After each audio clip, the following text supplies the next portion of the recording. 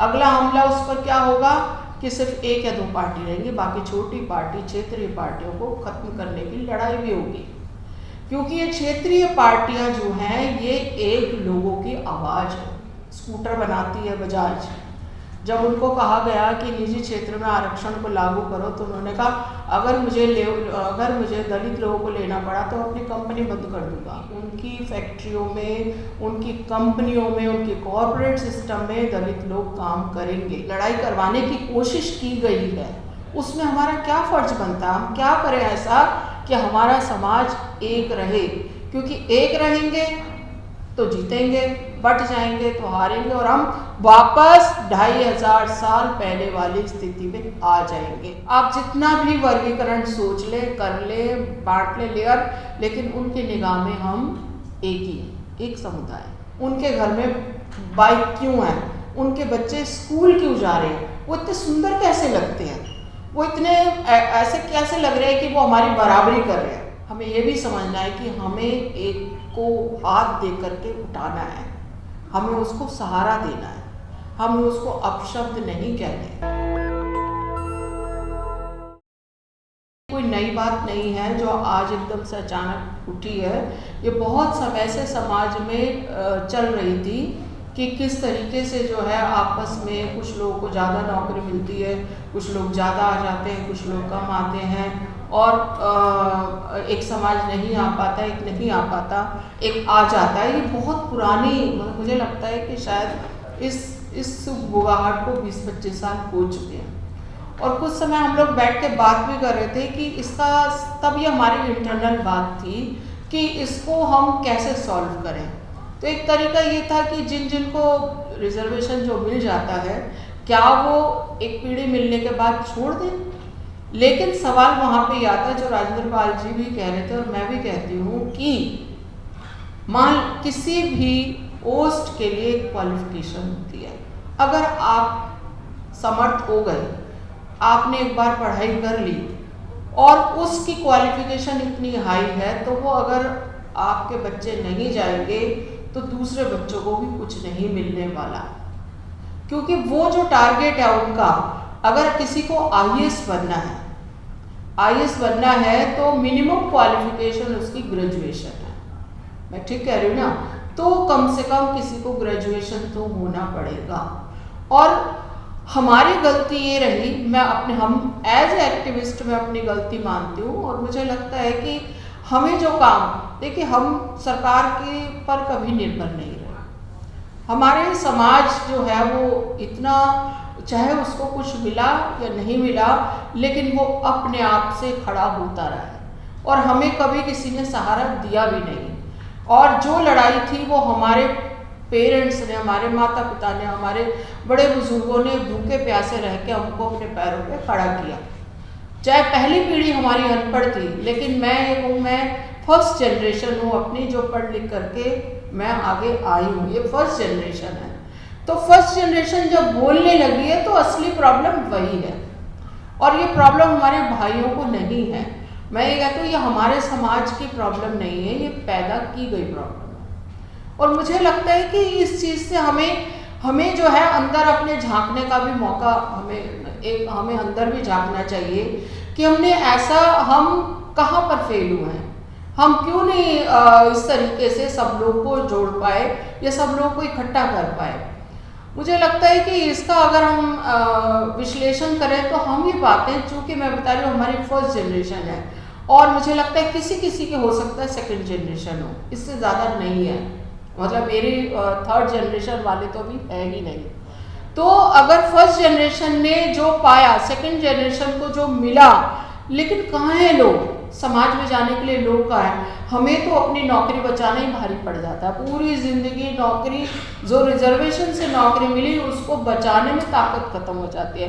बावजूद इसके उस नौकरी को बचाते हुए, उस इज्जत को बचाते हुए समाज में लोग काम करते रहे, और आज उसी का परिणाम है कि आप देख रहे हैं, मैं सामने देख रही हूँ हमारे कितने सारे युवा साथी, सोशल मीडिया जो ये सब चल रही है फिल्मिंग, ये उसी का परिणाम है। आज उन्होंने हमें साधन नहीं दिए कि वो हमारी फिल्म बनाए, तो हमारी फिल्में बनने लगी, तरह तरह की फिल्में बनने लगी, कास्ट इशू पे बनने लगी, जेंडर इशू पे बनने लगी, और लड़ाइयाँ फिल्मों से लड़ी जाने लगी। लोगों ने कहा कि कोई तुम्हारी पीड़ा लिखने वाला नहीं, तो हमारे साहित्यकार हो गए, काफ़ी सारे साहित्यकार हो गए, उनके साहित्य को टक्कर देने लगे। लोगों ने उनका साहित्य पढ़ना छोड़ करके दलित साहित्य पढ़ना शुरू कर दिया। महाराष्ट्र में तो दलित साहित्य, जो दलित साहित्य नहीं था वो दलित साहित्य के आगे फीका पड़ गया, इतना पावरफुल साहित्य लिखा। तो ये सारी बातें थी। लोगों ने जब देखा कि इनके थोड़े बहुत जो भी पहुंचे 0.1% लोग जो भी पढ़े लिखे, वो तो बहुत ही पावरफुल लोग हैं, वो बहुत शक्तिशाली है, वो बोलने में चूकते नहीं है, वो लड़ने खड़े हो जाते हैं। इसी ताकत को, इसी आवाज़ को दबाने का ये तरीका है कि समाज को आपस में लड़वा दो। और लड़ाने की ये साजिश बहुत पहले से है। अंबेडकर और गांधी की लड़ाई हम सभी जानते हैं। ये साजिश तब से ही है कि जब हमने ये तय कर लिया कि हम एक वर्ग के साथ रहेंगे और उसके साथ ही हमारा जीवन। देखिए, अभी मैं साहित्य अकादमी के मंच पे थी, तो वहाँ पर तमाम तरह के लोग थे, मार्क्सवादी भी थे और गांधीवादी भी थे। तो उनमें से बहुत लोग ये कह रहे थे हमें आज़ादी के बाद कुछ नहीं मिला। तो मैंने कहा आपको तो मिला ही हुआ था ना, तो आपको क्या कदर है? मिला तो हमें है ना, जो भी मिला संविधान के तरीके से। आज़ादी की सबसे बड़ी नेमत जो है वो भारत का संविधान लिखा जाना है। आप उसको रिकॉग्नाइज ही नहीं करते, क्योंकि आपके जीवन में कोई फर्क नहीं पड़ा।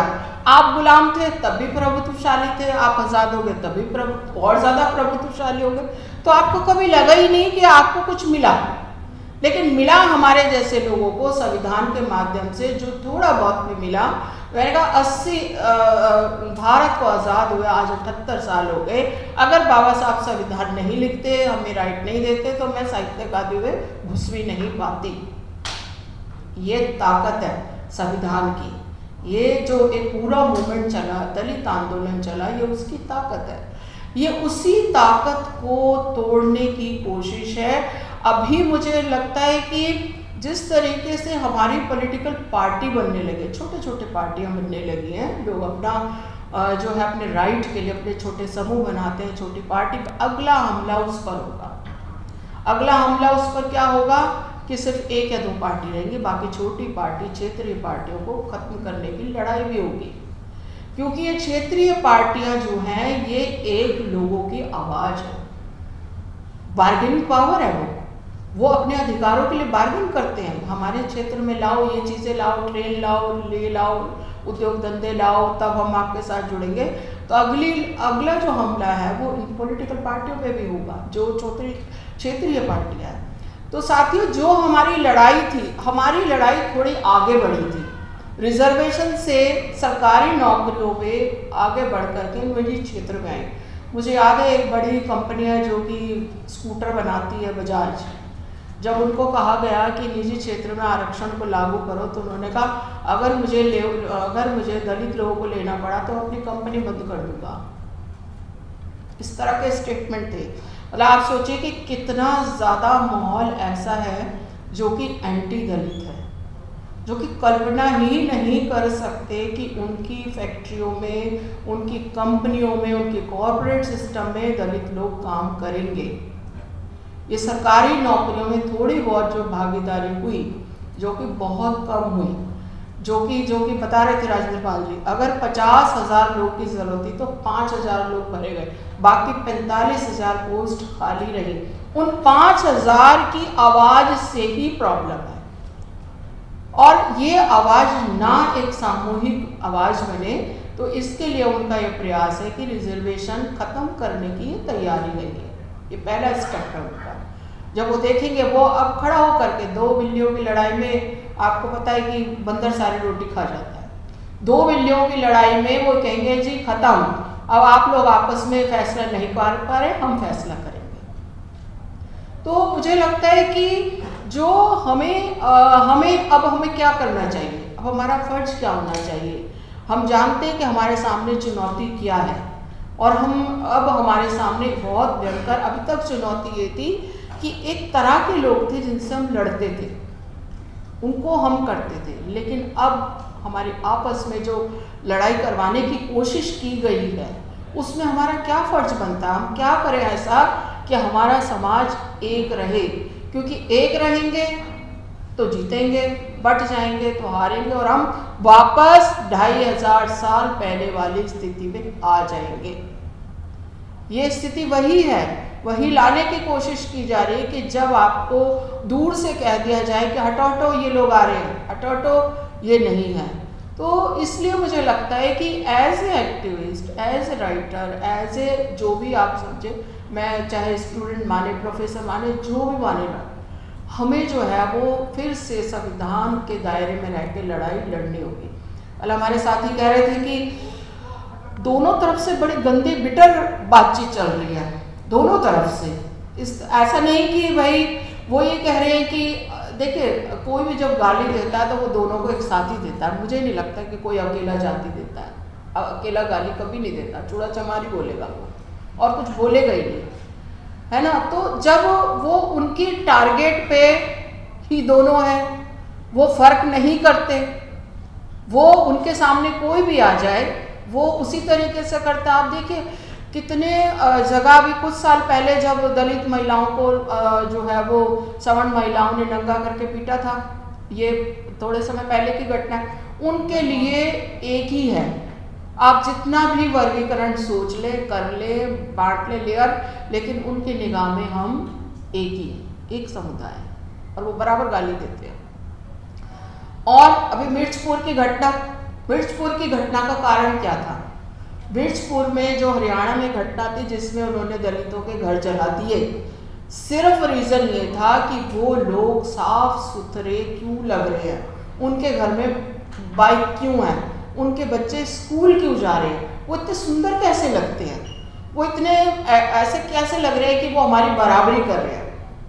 तो उन्होंने उनके घर जला दिए, दलितों के घर जला दिए। उसमें एक बच्ची भी जल के मरी थी जो कि 10वीं क्लास में पढ़ रही थी, बच्ची विकलांग थी, उसके बूढ़े फादर। तो हमारा मानना ये है कि अगर